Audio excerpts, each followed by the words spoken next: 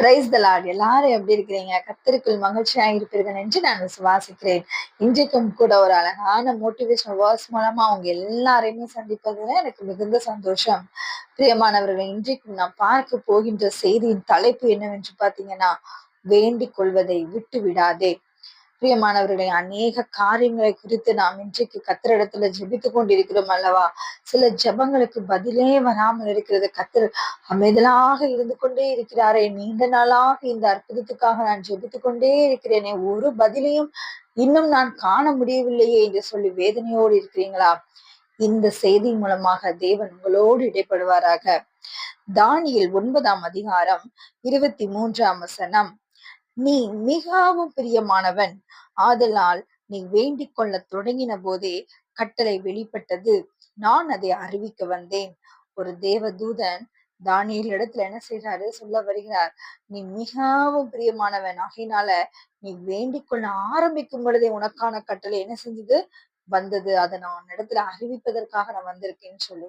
பிரியமானவர்களே, தானியேல் ஏன் கர்த்தருக்கு மிகவும் பிரியமானவனாக காணப்பட்டார்? ஏன் என்று சொன்னால், அவர் அந்தி சந்தி மத்தியான வேளைகள்ல தேவனை நோக்கி என்ன செஞ்சுட்டே இருக்கிறாரு, விண்ணப்பம் பண்ணி கொண்டே இருக்கிறார். அவர் தம்முடைய முகத்தை கர்த்தரிடத்திலிருந்து என்ன செய்யல, வேற எங்கேயுமே பார்க்கல, திரும்பல, கர்த்தரையே நோக்கி கொண்டிருக்கிறார்.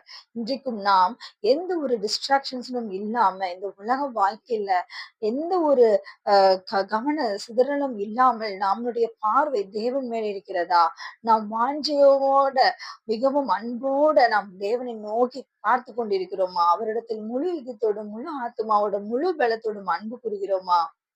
பிரியமானவர்களே, அதை நாம் ஆராய வேண்டும்.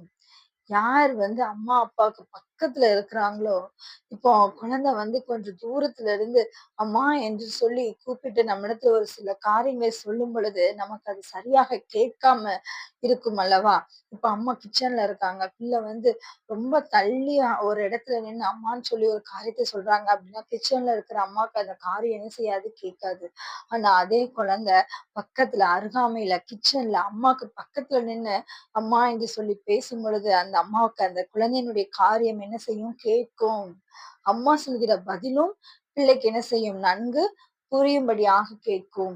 பிரியமானவர்களை, இதே போலதான் கர்த்தரோடு நெருங்கிய ஒரு உறவில் நாம் இருந்து கொண்டிருந்தோம் என்று சொன்னால், நம்மளுடைய சத்தம் தேவனுக்கு என்ன செய்யும், கேட்கும்.